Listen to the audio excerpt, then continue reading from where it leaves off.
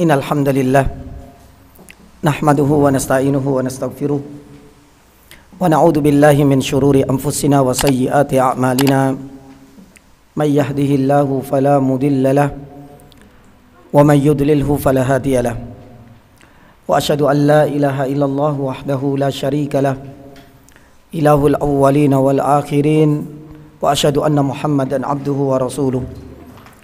Allahumma salli wa sallim wa barik ala Muhammad wa ala alihi wa ashabihi wa man ihtadaw bihudahu ila yaumiddin, amma ba'd.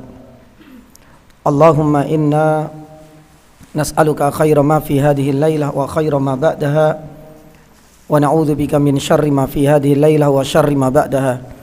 Allahumma sallimna ila Ramadan wa sallim lana Ramadan wa tasallamhu minna mutaqabbala.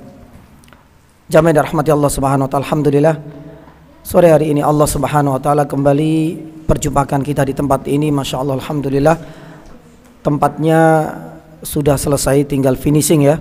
Kita bisa kembali menempati lagi dan mudah-mudahan tempat ini semakin ramai dengan kajian, dengan sholat berjamaah, dengan tilawatil Quran, dan tentunya dengan ibadah-ibadah yang lain.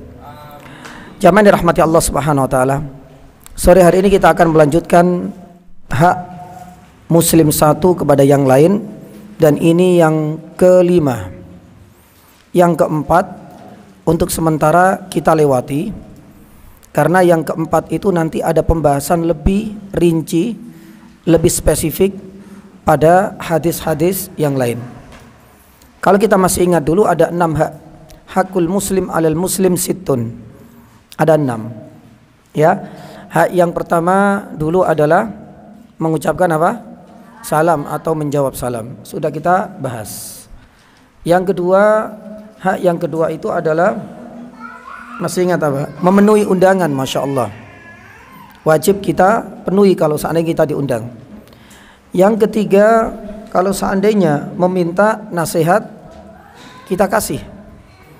Lah dulu kita sampaikan ada beberapa etika dan adab. Karena di saat kita menyampaikan nasihat itu ada adab-adab sebelum kita menyampaikan nasihat, di saat kita sedang menyampaikan nasihat, dan pasca kita menyampaikan nasihat atau berdakwah, itu ada adab-adab yang sudah kita sampaikan. Adapun yang keempat ini tentang menjawab bersin, tapi kita akan lewati karena nanti ada hadis yang lebih rinci. Adapun hak yang kelima yang akan kita sampaikan pada sore hari ini adalah hak tentang iyadatul marid. Ya, iyadatul marid. Idza marida fa'udhu. Kalau seandainya ya engkau mendapati saudaramu sedang sakit, fa'udhu, maka jenguklah.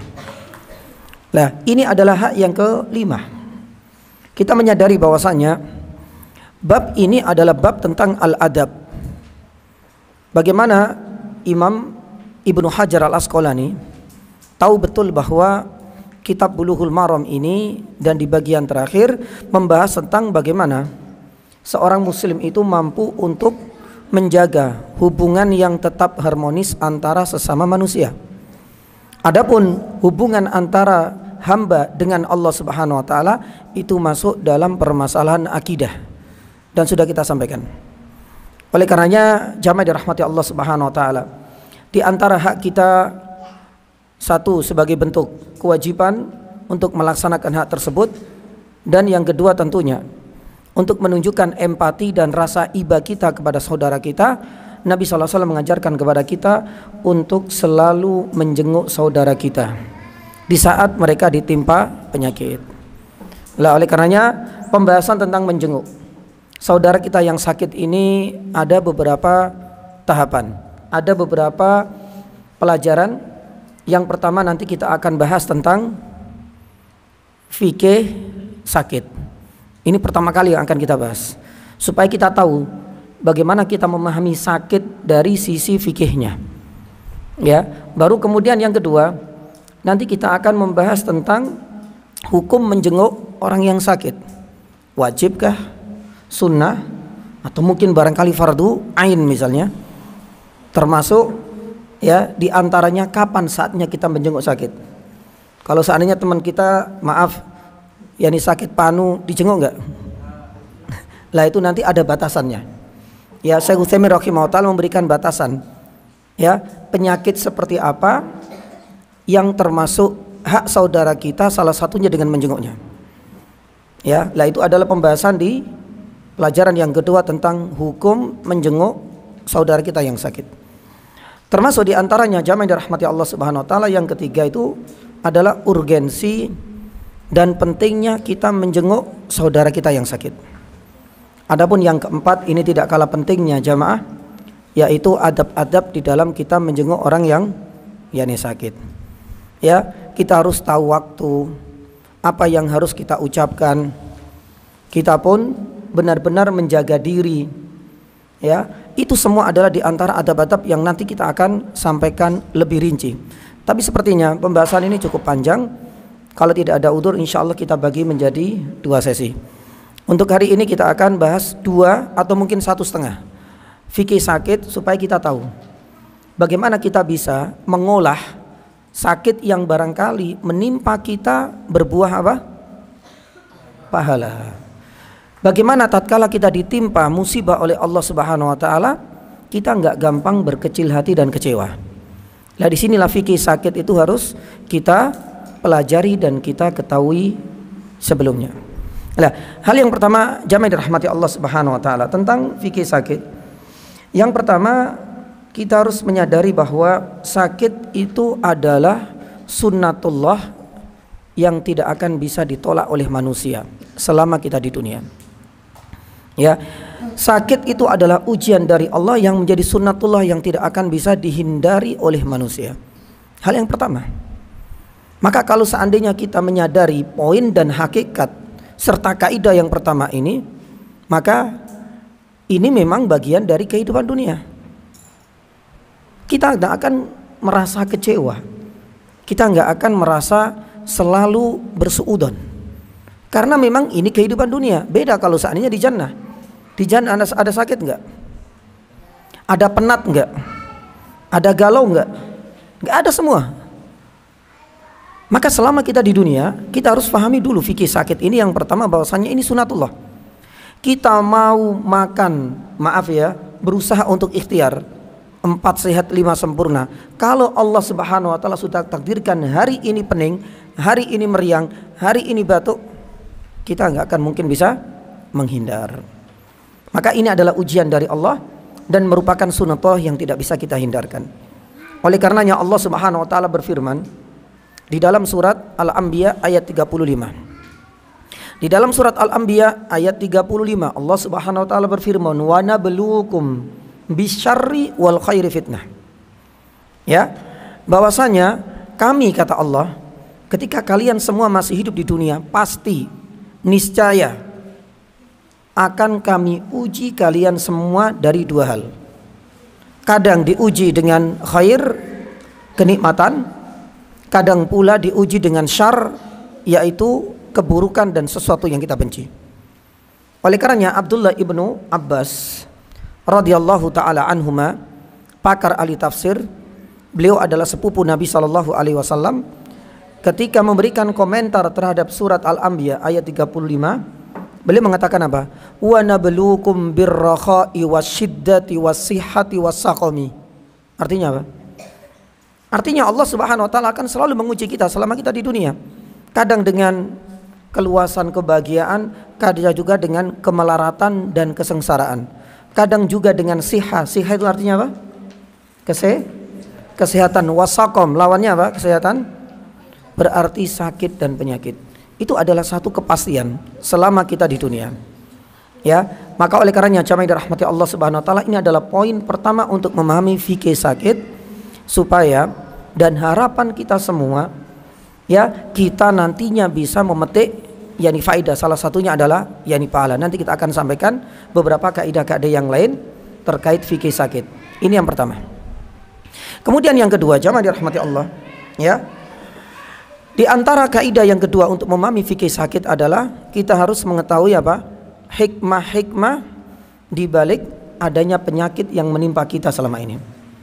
Kenapa sih kita ini diuji oleh Allah Subhanahu wa taala dengan penyakit selama kita di dunia? Apa hikmahnya? Lah, hikmah-hikmah inilah yang harus selalu terngiang dalam benak kita di saat kita memang benar-benar saat itu dan saat ini diuji, agar kita bisa merasakan dan mendapatkan keutamaannya. Kalau seandainya adik-adik misalnya ditanya apa hikmahnya kita diuji oleh Allah Subhanahu wa taala dengan penyakit, ada bisa jawab? Kenapa Allah Subhanahu wa taala menguji kita dengan penyakit? Supaya bisa bersabar. Yang berikutnya bersyukur, betul nanti. Masya Allah. Yang ketiga, mengukur dosa. Masya Allah. Jamaah dirahmati Allah Subhanahu wa taala. Ya, ini semua adalah bagian dari bentuk hikmah. Kita sebutkan yang pertama. Ya, sejatinya Ibnul Qayyim rahimahullahu taala itu sudah menganalisa, artinya melakukan riset penelitian dalam kitabnya Syifa Al-Alil. Hikmah di balik adanya penyakit yang menimpa kita itu, beliau menyebutkan 100 hikmah. Bayangkan kalau kita diminta untuk jawab, ya sebutkan 3, itu masih mikir-mikir. Ini 100 beliau cantumkan satu-satu di dalam kitabnya. Kenapa kita ini diuji oleh Allah dengan penyakit? Tapi kita nggak menyebutkan seluruhnya, hanya beberapa saja, agar satu, mudah untuk kita hafalkan, dan nantinya agar kita bisa mendapatkan tentunya pahala. Karena ini adalah bagian dari kita mempelajari sebuah syariat ketika Allah menimpakan kita ujian atau musibah dalam bentuk penyakit. Yang pertama, sebagaimana tadi saya sampaikan bahwasanya agar kita semakin sabar, ya, dan harapannya bisa sampai pada derajat syukur. Ya, ini adalah hikmah yang pertama, agar kita semakin sabar, ya, dan kalau bisa kita sampai pada derajat yang syukur. Makanya Nabi SAW pernah bersabda, ajaban li amril mu'min. Ya, sungguh mengherankan perkara orang mukmin, masya Allah. Lah itu pentingnya, dan berbahagialah kita termasuk orang mukmin. Nabi SAW memuji orang mukmin karena keimanannya ini, kata Rasulullah, ajaban li amril mu'min, sungguh mengherankan perkara orang mukmin. Inna amrahu kullahu lahu khair. Semua perkara orang-orang mukmin selalu berakhir dengan happy ending, berakhir dengan indah, berakhir dengan manis. Ya, subhanallah. Bagaimana mungkin semua perkara orang mukmin itu bisa berakhir dengan manis, selalu berakhir dengan indah? Karena dorongan iman inilah yang menjadikan seseorang itu di saat ditimpa sarro, kesenangan, ia mampu mengolahnya dengan rasa apa? Syukur, yang akhirnya bisa menarik pahala. Dan di saat dia mendapatkan, ya, kesengsaraan, ujian, cobaan, dia mampu mengolahnya dengan rasa apa? Sabar, yang akhirnya bisa menarik juga yakni pahala. Maka oleh karenanya jamaah dirahmati Allah Subhanahu wa taala, dalam hadis ini sebenarnya merupakan 2 kunci kebahagiaan kaum muslim. Kata Ibnu Qayyim rahimahullah taala, kunci kebahagiaan orang mukmin itu ada 3. 2 disebutkan dalam hadis tadi, sedangkan yang 1 disebutkan di dalam hadis yang lain. Ya, karena kehidupan dunia ini tidak luput dari 3 hal. Apa kata Ibnu Qayyim? Yang pertama, idza adnaba istaghfara, wa idza utiya syakara, wa idza ubtuliya sabar. Masya Allah, kalimat yang begitu indah. Kehidupan tidak akan bisa lepas dari 3 hal. Dan kunci kebahagiaan bagaimana kita bisa mengkonsep, kita bisa mengolah, kita bisa menyikapinya dengan bijak. Yang pertama, lah ini yang tidak ada dalam hadis yang tadi kita sebutkan. Idza adnaba istaghfar. Karena semua manusia ini para pendosa. Tapi dosa itu nanti akan bisa beralih menjadi pahala kalau seandainya orang tersebut segera beristighfar dan bertaubat. Makanya Nabi SAW pernah bersabda, ya, inna bani Adam khatta'un. Semua bani Adam ini para pendosa, kita semua. Wa khair al-khatta'in, sebaik-baik pendosa adalah orang yang bersegera untuk bertaubat. Selama kita di dunia pasti ada dosa. Jangan merasa sok suci. Saya sudah sholat Ustaz tadi, saya sudah puasa sunnah, saya nggak mungkin dosa, nggak mungkin. Karena dosa itu adalah bagian lain dari sunatullah yang tidak akan bisa ditolak oleh kita, oleh manusia. Maka bagaimana tatkala kita terjerumus dalam dosa? Kunci kebahagiaan yang pertama istighfar wa tab. Segera beristighfar dan bertaubat. Kondisi yang kedua, manusia tidak akan bisa luput dari apa? Kebahagiaan, kenikmatan, mendapatkan sesuatu yang enak.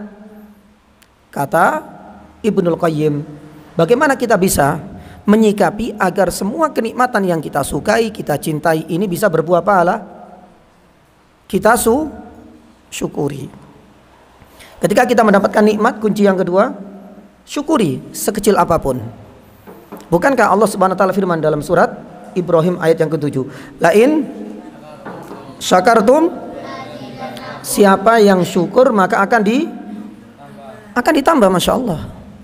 Ya, makanya manusia itu tidak luput dari kalau nggak berdosa. Yang kedua, kadang mendapatkan nikmat, atau yang ketiga mendapatkan apa? Musibah, ujian di dalam kehidupannya. Dan yang ketiga, kata Imam Ibnul Qayyim, ketika ia mendapati yang ketiga ujian hidup, sesuatu yang tidak ia suka, baik itu penyakit pada fisik, baik itu sesuatu yang tidak disukai, ya maaf, ya saudara, kerabat, teman, mungkin orang tua kita, orang-orang yang kita kasih dan orang-orang kita cintai ini dipanggil oleh Allah Subhanahu wa taala. Sesuatu yang menjadikan kita sedih. Atau mungkin barangkali jemaah dirahmati Allah, kita merasa sedih, merasa nggak enak di saat yang saudara-saudara kita misalnya di Palestina hampir setiap hari jadi korban kebiadaban orang-orang Yahud misalnya. Ada perasaan kasihan. Tapi ketika kita mendapatkan ujian seperti ini jemaah dirahmati Allah, tatkala orang itu mampu menyikapinya dengan bijak, yaitu dengan apa? Sabar. Kata Ibnul Qayyim rahimahullah ta'ala, sempurna kebahagiaan seseorang di dunia. Jadi kuncinya cuma ada 3. Ya, seseorang itu bisa dianggap sempurna mendapatkan kebahagiaan dunia. Di saat berdosa segera apa? Bertaubat, banyak istighfar. Yang kedua, di saat mendapatkan nikmat sekecil apapun segera bersyukur. Yang ketiga, di saat mendapatkan musibah, ujian segera bersabar. Lah jamaah dirahmati Allah Subhanahu wa taala. Kita kembali kepada hadis ini. Ya. Hikmah yang pertama dari kita ditimpa musibah itu sebenarnya agar melatih kesabaran kita. Tapi ternyata sebenarnya yang dituntut itu bukan hanya sabar. Kalau kita punya kemampuan, kalau kita punya tekad, kita bisa meraih tingkatan yang lebih tinggi, tidak hanya pada tingkat sabar, tapi apa? Syukur. Oleh karenanya Syekh Muhammad ibn Shalih al-Utsaimin rahimahullahu ta'ala pernah menjelaskan bahwa manusia itu ketika ditimpa musibah pasti ada pada 1 di antara 4 tingkatan. Jadi tingkatan manusia ketika diuji oleh Allah, terutama dengan sesuatu yang tidak ia sukai. Satu contoh misalnya penyakit, itu pasti ada 4 kelompok, ada 4 tingkatan. Tingkatan yang paling bawah itu as-sukht. Sukhat itu artinya apa? Benci, tidak suka, kecewa, tidak ridho, suudon sama Allah. Ini semuanya tingkatan yang paling bawah. Dan sejatinya tingkatan yang paling bawah ini adalah sikapnya orang-orang kafir dan orang-orang munafik. Maka jangan sampai di saat kita mendapatkan sesuatu yang tidak kita sukai apapun, ternyata kita salah di dalam menyikapinya. Ya, seperti orang-orang kafir dan munafik, at-tasakhut atau sukhat, ini adalah tingkatan yang paling bawah. Mereka selalu mencela, kenapa saya yang harus terkena musibah ini? Ya, kok kenapa sih yang diuji itu saya? Terus menerus penyakit ini tak kunjung sembuh. Padahal begal-begal di luar sana itu kok sehat walafiat terus. Kita nggak boleh mencela seperti itu. Bisa jadi itu adalah istidraj. Tapi hikmah nanti kita akan sampaikan salah satunya. Kalau kita mampu bersikap sabar, sebenarnya ya dengan adanya ujian dalam bentuk penyakit itu semakin menambah pundi-pundi apa? Yani pahala, nanti kita akan sampaikan. Itu adalah hikmah yang harus kita yakini pula. Tapi yang pertama, agar kita semakin sabar, dan kalau bisa tingkatnya sampai pada derajat syukur. Taib. Itu yang paling bawah kata Syekh Utsaimin. Sikap manusia yang kedua itu adalah sabar. Makanya para ulama mengatakan sabar bagi orang mukmin hukumnya wajib. Ya. Sabar bagi orang mukmin hukumnya wajib. Tingkatan yang lebih tinggi namanya apa? Ridho. Ini yang ketiga, lebih baik, lebih afdol, lebih mulia daripada tingkatan apa? Sabar. Bedanya apa? Antara sabar tingkatan yang kedua dengan tingkatan yang lebih tinggi, yaitu ridho. Disebutkan dalam riwayat, salah satunya dinisbatkan kepada Hasan Al-Basri rahimahullahu taala. Ya. Jadi Hasan Al-Basri pernah mengatakan perbedaannya itu terletak pada apa? Hati. Kalau seandainya orang yang sabar itu biasanya zahirnya mampu untuk menahan emosi, kekecewaan, menampakkan keridhaan, tidak menunjukkan keputusasaan, itu yang zahir. Lisannya pun datar-datar saja. Ya kalau sudah ujian gimana lagi. Tapi kadangkala orang sabar itu tidak mampu dan belum bisa, ya, belum bisa apa? Move on itu ya. Hatinya ini belum bisa menerima, belum bisa ridho. Mungkin orang melihat dari apa? Wajahnya, oh orang ini sabar banget. Iya, sabar itu biasanya pada amaliyah zahir, tapi masih ada yang grundel. Ngerti grundel ya? Dalam hatinya ini dia masih menyimpan, kok kenapa sih saya yang kena? Meskipun dia berusaha untuk menampakkan senyuman di saat dia ditimpa penyakit, tapi masih ada yang mengganjal dalam hatinya. Itu derajat sabar. Tapi kalau tingkatan yang lebih tinggi yaitu ridho, kata Hasan Al-Basri dalam sebuah riwayat, ya, antara luar dan dalam, antara tampang dan batin, antara muka dan ucapan dengan hati sama. Itu kalau tingkatan ridho. Ini luar biasa. Ya, di saat dia ditimpa musibah misalnya, apa yang keluar dari lisannya, innalillahi wa inna ilaihi rajiun, dia nggak ada beban. Ya, dia juga datar-datar saja, nggak merasa ada beban. Hatinya pun, yes gimana lagi, ini adalah bagian dari iman terhadap qada dan qadar. Kalau seandainya antara zahir dan batin sama, bahkan dalam redaksi yang lain, antara dia mendapatkan nikmat dan di saat dia mendapatkan musibah itu sama sikapnya, maka ini adalah derajat yang nomor 3 yang lebih afdol daripada sabar yang kita kenal dengan apa? Ridho. Jadi ridho lebih afdol dari sabar atau sabar lebih afdol daripada ridho? Ridho. Ya, ridho lebih tinggi kedudukannya. Tapi ingat, para ulama sebagaimana Syekh Al-Utsaimin rahimahullah taala menunjukkan ada derajat yang paling tinggi, paling puncak. Apa itu?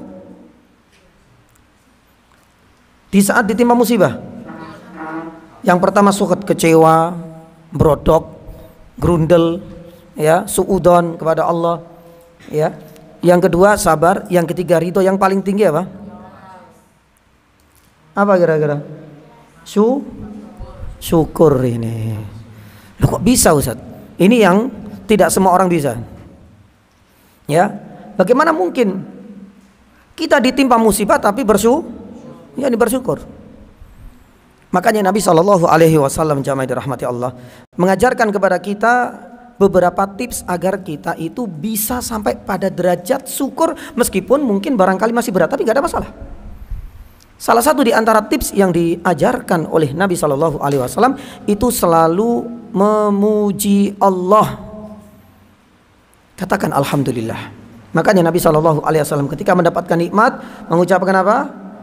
Alhamdulillahilladzi binikmatihi tatimmus sholihat.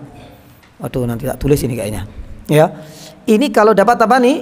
Nikmat, tetap memuji Allah. Tapi di saat beliau mendapatkan musibah, kalimat yang keluar dari lisan Nabi SAW yang sering kali juga memuji alhamdulillah. Tapi ada perbedaan di penggalan atau bagian akhir. Alhamdulillah ala kulli hal. Jazakallah khair. Ya, coba kita lihat kedua-duanya menunjukkan pujian. Ya, dan ini Sembarangan orang bisa seperti itu. Ya, antum turun dari Masjid Qadarul kemudian jatuh, dengkulnya berdarah. Ya. Kadang-kadang susah untuk mengucapkan innalillah, apalagi ngomong alhamdulillah. Berat banget. Nah, di sini ada dua perbedaan kalimatnya. Kalau dapat nikmat, alhamdulillahilladzi binikmatihi tatimmus shalihat. Kalau seandainya dapat musibah, tetap memuji Allah, alhamdulillah ala kulli hal. Mudah-mudahan nanti ada waktu tak tulis untuk putra dan putri, nanti yang lain bisa mencontoh ya, atau menjiplak nanti insyaallah taala. Lah, ini adalah bagian dari tips, yakni bagaimana di saat Nabi Shallallahu alaihi wasallam mendapatkan musibah, ujian, itu tetap mampu untuk menyikapinya dengan bijak, bahkan tidak hanya pada derajat sabar, sampai derajat yang paling tinggi yaitu yakni syukur. Tapi ingat ya nih, jamaah dirahmati Allah Subhanahu wa taala, derajat syukur ini enggak semua orang bisa sampai pada puncaknya. Ya, karena Allah Subhanahu wa taala sudah menyatakan di dalam Al-Qur'an, wa qalilun min ibadiyas syakur. Jadi yang syukur katanya Allah. Jadi Allah Subhanahu wa taala kan punya apa? Punya list orang-orang yang bersyukur dari hambanya. Sudah dinyatakan di dalam Al-Qur'an, jumlah orang yang bisa berbuat syukur itu cuma qalil. Qalil artinya apa? Sedikit. Ya, dari semua jumlah manusia ini yang syukur cuma sedikit. Tapi paling tidak ya, insyaallah dirahmati Allah, kita bisa melatih diri kita ya. Kalau seandainya sampai bisa menyikapi sabar, itu berarti sudah wajib hukumnya. Kalau bisa naik tingkat menjadi apa tadi? Atasnya ridho. Ya. Lah, kalau bisa sampai ke syukur, meskipun kita nggak tahu apakah termasuk di antara minoritas orang-orang yang syukur sebagaimana ada dalam Al-Quran, tapi paling tidak kita bisa menjalankan petuah dan wasiat Nabi Shallallahu alaihi wasallam dengan berdoa tadi. Selalu memuji Allah Subhanahu wa taala. Ustaz, biasanya dapat musibah itu ngomong inna lillah. Enggak ada masalah, di dalam Al-Qur'an juga kita diajarkan dengan ucapan seperti itu. Ya. Tapi kalau seandainya kita mengucapkan alhamdulillah ala kulli hal, itu juga termasuk bacaan yang selalu dirutinkan oleh Rasul sallallahu alaihi wasallam. Tapi juga harus lihat situasi dan kondisi. Ya. Kalau belum disampaikan kepada orang lain, masyarakat, kepada keluarga, ya jangan terlalu gegabah dan terburu-buru. Dapat informasi, ya keluarga tetangganya meninggal, alhamdulillah ala kulli hal, padahal belum disampaikan. Ya, mereka kadang-kadang kan melihat alhamdulillah selalu identik dengan apa nih?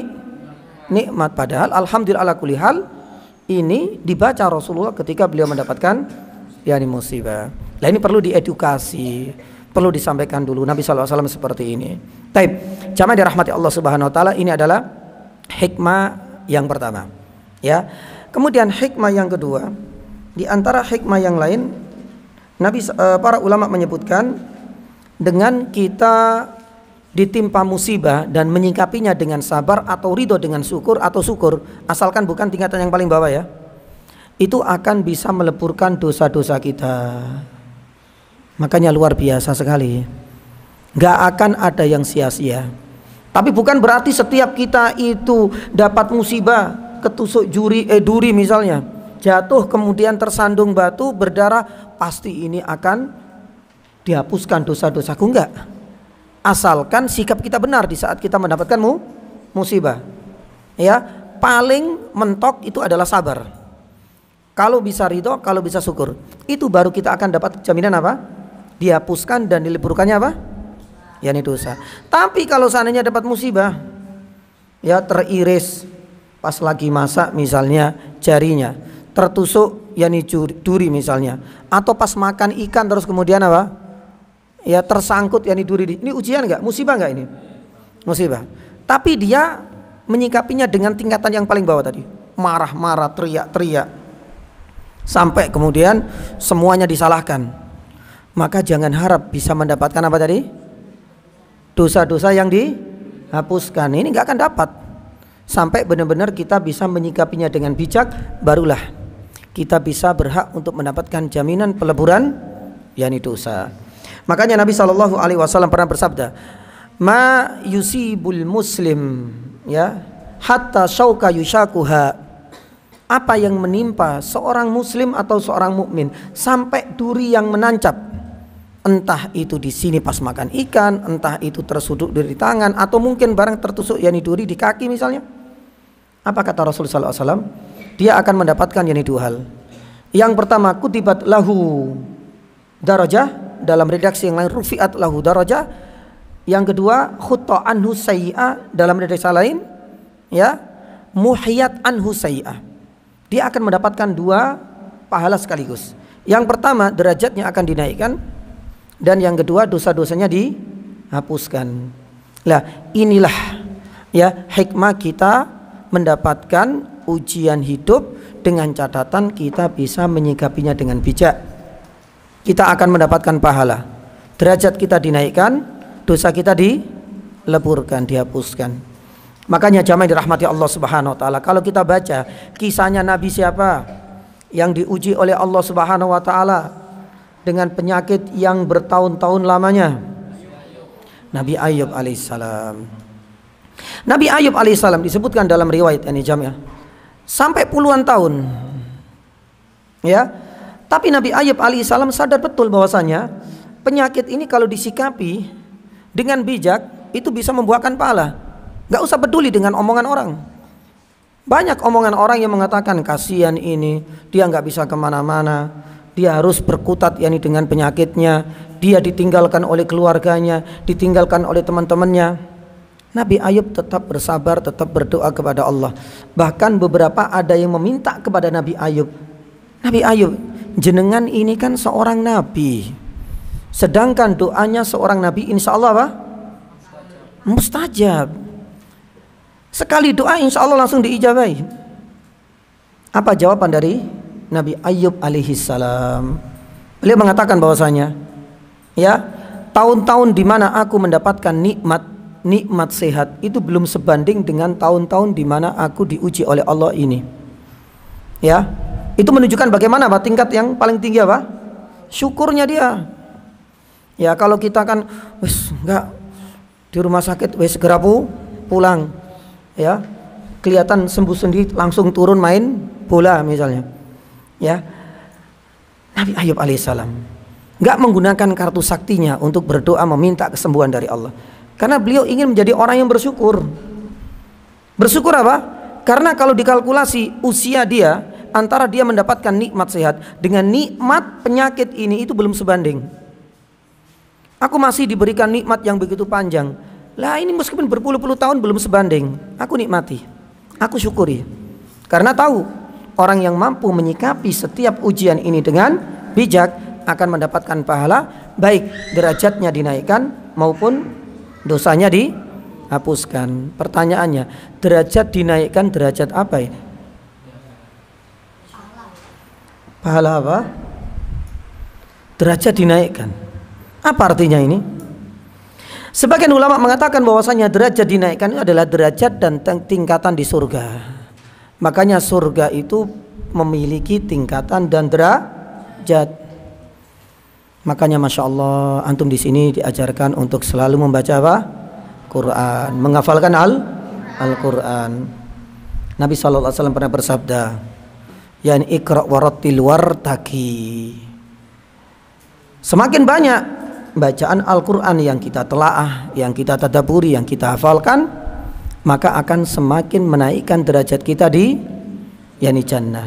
Sebagaimana pula derajat yani tadi, ketika kita mampu menyikapi setiap ujian dengan sabar atau ridho atau syukur, maka akan menaikkan derajat kita di jannah. Bagi seorang mujahid fi sabilillah, orang yang perang, itu langsung dapat surplus tambahan 100 derajat. Ya, tapi derajat dan kedudukan serta tingkatan di jannah ini tidak ada yang tahu kecuali Allah Subhanahu wa taala.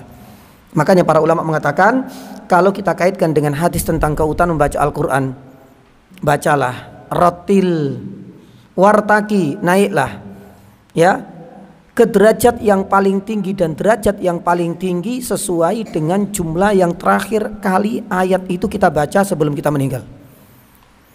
Maka jangan sampai kemudian kita meninggalkan bacaan Al-Quran.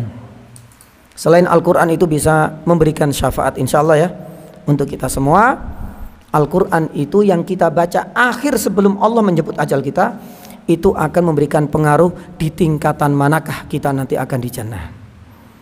Insya Allah. Ini yang keberapa? Yang kedua.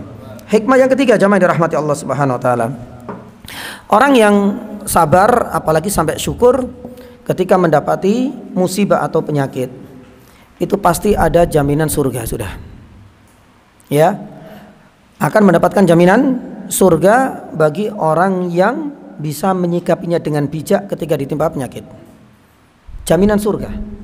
Nabi SAW pernah mendapati ada seorang wanita, maaf ya, wanita ini diuji oleh Allah Subhanahu Wa Taala punya penyakit ayan atau semacam epilepsi, maaf. Dan kadang-kadang kambuh, kadang-kadang juga sembuh. Tapi pada suatu hari, ya, Nabi SAW menawarkan, ente mau nggak saya doakan, ya, ataukah engkau ingin tetap sabar menghadapi ujian penyakit ini?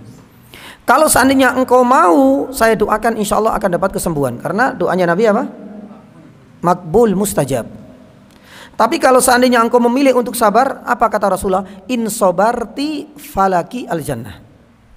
Tapi kalau seandainya engkau menyabari di saat penyakit ayan, maaf, atau epilepsinya ini kambuh, maka engkau akan mendapatkan jaminan surga langsung dari Allah. Kalau engkau benar-benar sabar. Di awal dia tertarik, terobsesi untuk pilihan kedua, pengen dapat apa? Yani surga. Ya, tapi pada akhirnya dia nggak tahan. Karena apa ya nih jamaah? Ketika ia diuji oleh Allah Subhanahu Wa Taala, penyakit ini kadang gulung-guling di jalan dan lain sebagainya, seringkali terlihat auratnya tanpa ia sadari. Ya, ketika kambuh, makanya dia merasa nggak enak, nggak nyaman ya ini juga. Akhirnya balik untuk mengambil pilihan yang pertama, minta didoakan Rasulullah Sallallahu Alaihi Wasallam. Yang akhirnya Allah berikan kesembuhan untuk wanita tersebut. Ya, jadi intinya in sobarti di sini, falakil jannah. Kalau seandainya kita bisa sabar di dalam menghadapi setiap ujian, apalagi ridho, apalagi syukur, jannah dan surga adalah jaminan untuk kita semua. Kemudian yang berikutnya jamaah yang dirahmati Allah Subhanahu Wa Taala.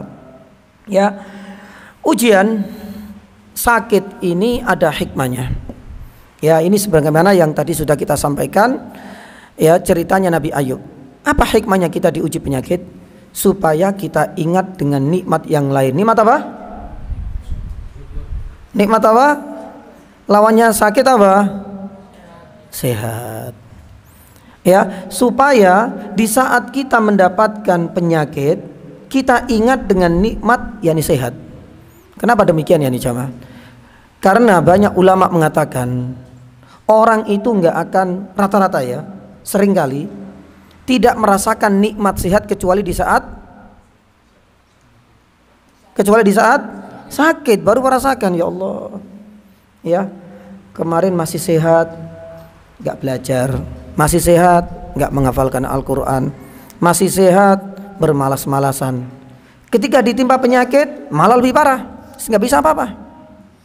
Barulah dia merasakan penyesalan. Ya, memang penyesalan tidak akan datang kecuali di akhir. Apalagi jamaah dirahmati Allah, nikmat sehat ini adalah nikmat yang seringkali dilalaikan. Bukankah Nabi SAW pernah bersabda, nikmatani mahbunun fihi ma katsirun minan nas. Ada dua nikmat kata Rasulullah yang banyak. Di sini Rasul mengatakan katsirun minan nas. Katsir artinya apa? Katsir, banyak. Jadi tidak sedikit di antara orang yang melalaikan dua nikmat ini. Katsir itu artinya banyak. Berarti banyak di antara manusia yang melalaikan dua nikmat ini. Nikmat yang pertama adalah siha, kesehatan, dan nikmat yang kedua adalah al-faragh, waktu luang. Waktu luang. Makanya kadang-kadang kan kita suka apa? Mengulur-ngulur waktu. Akhirnya baru kemudian habis waktunya baru merasa apa? Menyesal.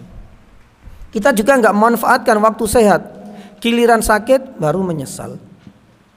Dan kondisi seperti ini kata Rasulullah bukan qalil, bukan sedikit, tapi Rasul mengatakan apa? Katsir. Artinya apa tadi? Banyak di antara kita.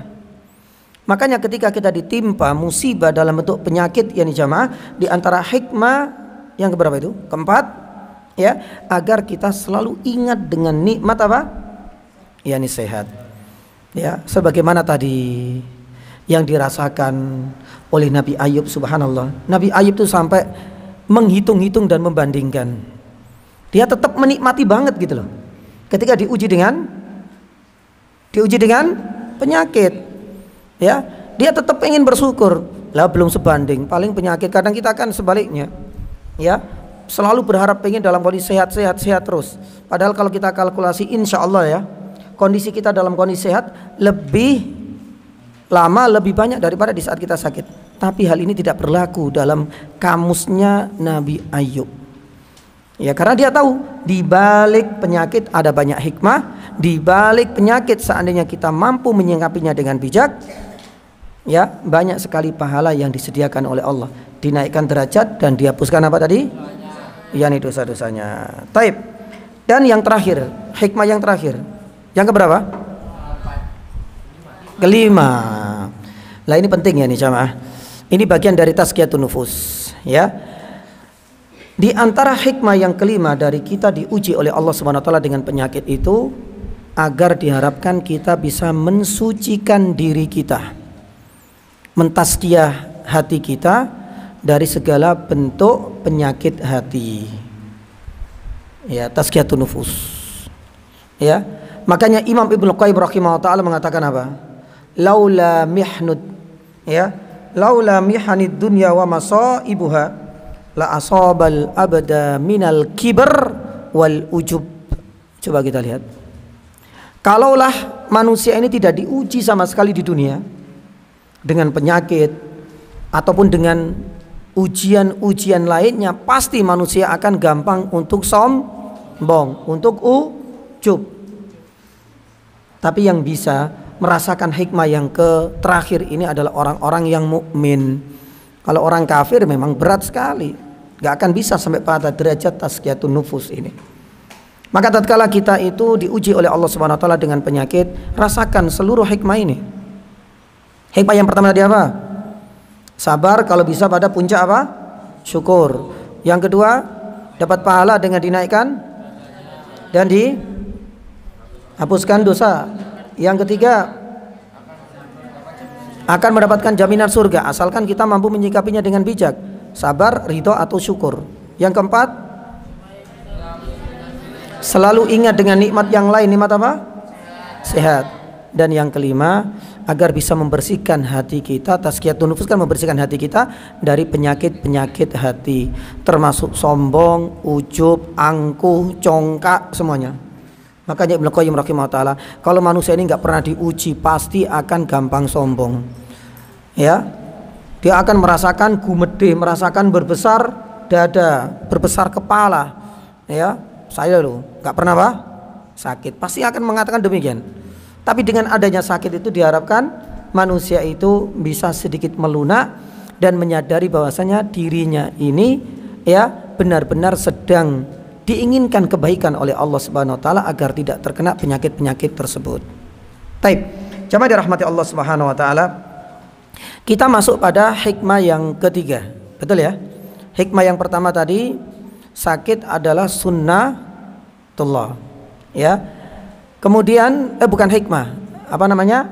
Kaidah yang pertama adalah hikmah, sakit itu adalah sunnatullah, ya, dan ujian dari Allah yang tidak bisa ditolak oleh manusia. Yang kedua, ya, ada beberapa hikmah di balik kita diuji dengan penyakit. Ya, di antara fikih yang ketiga, ini masih masuk dalam fikih apa? Fikih sakit ya. Yang ketiga, jamaah dirahmati Allah Subhanahu wa taala, para ulama mengatakan sakit itu merupakan ujian sekaligus nikmat. Ya, tapi ini kaidah yang ketiga hampir mirip dengan apa yang sudah kita ulang sebelumnya. Selama ini kita menganggap sakit ini adalah ujian, iya. Itu tidak kita pungkiri. Tapi sakit itu bisa berubah menjadi sebuah nikmat. Terutama bagi orang-orang apa? Yani mukmin. Makanya Rasulullah SAW pernah bersabda, dan mudah-mudahan kita bisa merenungkan hadis yang mulia ini. Dan hadis ini seringkali disampaikan oleh para ulama. Ya, ketika kita punya kesempatan untuk merutinkan amalan. Makanya para ulama mengatakan, mumpung antum masih di usia belia, mumpung kita masih punya peluang dan kesempatan, mumpung kita masih muda, maka kata para ulama, rutinkan satu amalan yang sekiranya kita nyaman, yang sekiranya kita pun punya kemampuan untuk bisa merutinkan. Karena apa ya nih jamaah?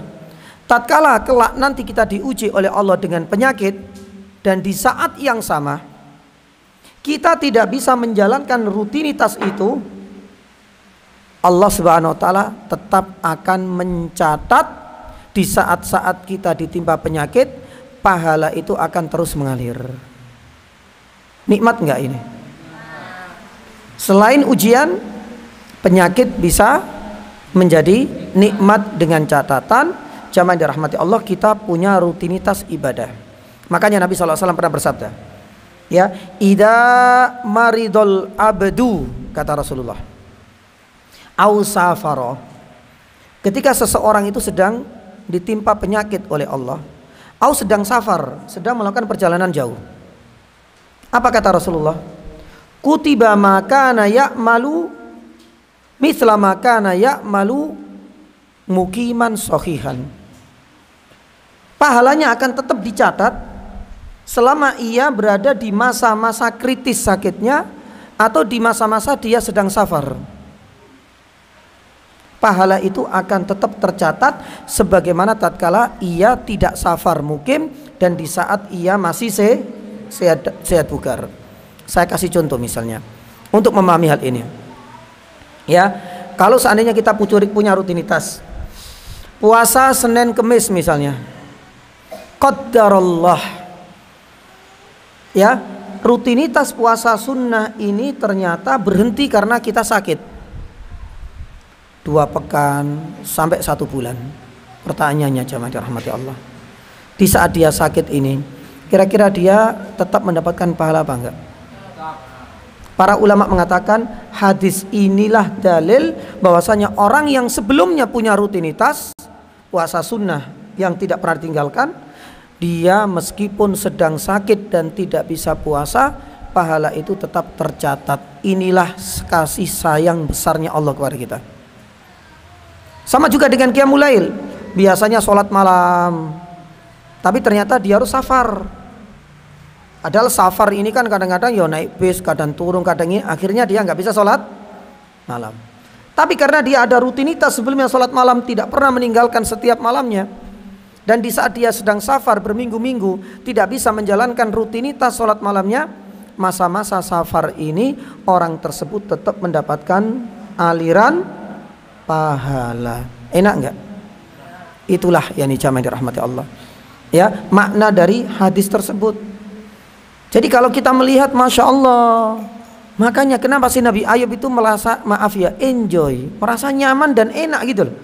Karena tahu di balik apa? Penyakit itu banyak peluang-peluang pahala, termasuk ini. Tapi jamaah yang dirahmati Allah, kalau nggak punya rutinitas jangan arep-arep, ya, malam ini kok sakit, alhamdulillah katanya Ustadz nanti dapat apa pahala qiyamul lail. Nah sebelumnya qiyamul lail enggak, ya jangan harap. Ya. Pun demikian sebelumnya enggak pernah ngaji. Ya, kemudian teman-temannya ngaji, pas dia sakit alhamdulillah kata Pak Ustadz itu kalau sakit nanti dapat aliran pahala ngaji. Nah, pernah ngaji enggak? Enggak pernah ngaji, ya enggak dapat. Dengan catatan punya rutinitas yang ia kerjakan sebelum Allah Subhanahu wa taala mengujinya. Entah karena sakit atau entah sedang yakni safar. Taib, jamaah dirahmati Allah Subhanahu wa taala. Adapun yang terakhir, mungkin kita membahas satu poin ini saja ya, yakni fikih sakit. Yang keempat, ya, kaidah yang keempat yakni jamaah dirahmati Allah, para ulama mengatakan bahwa kadar ujian dan musibah kepada seorang mukmin itu sebanding dengan kadar keimanannya. Ya. Jadi kita nggak usah apa? berkecil hati kalau seandainya ujian hidup kok berat banget Ustaz. Maka kalau seandainya ujian yang bertubi-tubi itu mengenai orang mukmin, yakinlah bahwasanya berat dan besarnya ujian yang menimpa kita, penyakit misalnya, itu memang setara, selevel, dan memang sebanding dengan kadar keimanan kita. Makanya Rasulullah SAW pernah bersabda ketika ditanya oleh sahabat, ya Rasulullah, ayyun nasi asyaddu balaan, siapakah manusia yang paling berat ujiannya? Siapa? Para nabi. Padahal para nabi ini adalah imannya paling kuat, paling tinggi. Makanya para ulama mengatakan apa? Semakin berat ujian, penyakit ya misalnya, ujian hidupnya, maka ini akan bisa mengukur ya sejauh mana tingkat keimanannya. Makanya Rasul SAW juga pernah bersabda, inna idhomal jaza ma'a idhomil bala. Besarnya balasan tergantung dengan besarnya apa? Ujian. Saya ulangi, besarnya pahala itu sebanding dengan besarnya apa? Yani ujian. Ya, dengan catatan itu hanya terjadi pada orang mukmin. Yang kedua, menyikapinya dengan bijak tadi, dengan sabar, ridho atau syukur. Tapi kalau seandainya kita lihat tetangga saya ini Ustaz, non muslim, ujiannya berat Ustaz, nggak pernah makan kecuali sehari sekali. Apakah imannya ini tinggi Ustaz? Lah wong kafir kok ya kafir nggak punya iman. Hanya berlaku untuk orang mukmin. Tapi yang kedua, di saat dia mampu menyikapinya dengan bijak, ini akan bisa mengukur tingkat keimanan kita. Semoga bermanfaat ya jamaah yang dirahmati Allah ya. Dan insya Allah pada pertemuan selanjutnya sepertinya kita akan melanjutkan 3 yang lain ya, termasuk hukum menjenguk orang yang sakit ya, apa batasannya kita menjenguk, siapa saja yang boleh dijenguk ya, kemudian urgensi dan keutamaan kita menjenguk orang sakit itu apa sih, faedah yang bisa kita petik, dan yang terakhir adalah adab-adab menjenguk orang sakit. Nah, adab-adab ini penting ya, jangan seenaknya ngomong baru bertemu, masya Allah anak kemarin lihat ya tetanggaku punya penyakit ini langsung mati, ya kasihan. Artinya harus menjaga apa? Omongan, lisan ya, juga tahu diri lah ya. Menjenguk orang sakit kayak kondangan pernikahan, pakai pakaian yang berwarna-warni, kita harus tahu diri ya ini juga lah. Itu nanti ada beberapa adab-adab, kata para ulama. Adab yang hukumnya wajib juga ada beberapa adab dan etika ketika kita menjenguk orang sakit yang hukumnya sunnah juga ada. Ya mudah-mudahan pertemuan selanjutnya bisa kita tuntaskan. Ada pertanyaan jamaah? Adik-adik ada pertanyaan? Jelas insya Allah? Ya, demikian yang bisa kami sampaikan. Ya, mudah-mudahan nanti selepas kajian saya bisa tuliskan di salah satu saja. Ya, di salah satu buku, yang putri satu, yang putra satu, ya nanti dibaca. Ya, di saat mendapatkan nikmat, bacanya apa? Alhamdulillahilladzi bi nikmatihi tatimmus shalihat. Sekali lagi, alhamdulillahilladzi bi nikmatihi tatimmus shalihat. Terakhir, alhamdulillahilladzi bi tatimmus. Kalau dapat musibah, alhamdulillah ala kulli hal. Berarti nggak perlu ditulis ya. Tapi nanti insya Allah ya ini dibaca ya, untuk melatih diri kita selalu memuji dan bersyukur, baik di saat kita mendapatkan nikmat atau di saat kita mendapatkan ujian musibah. Semoga bermanfaat. Semoga Allah Subhanahu wa taala pertemukan kita di lain kesempatan. Subhanallah, asyhadu an la ilaha illa anta, astaghfiruka wa atubu ilaik. Wa sallallahu ala nabiyyina Muhammadin wa ala alihi wa sahbihi wasallam. Assalamu alaikum warahmatullahi wabarakatuh.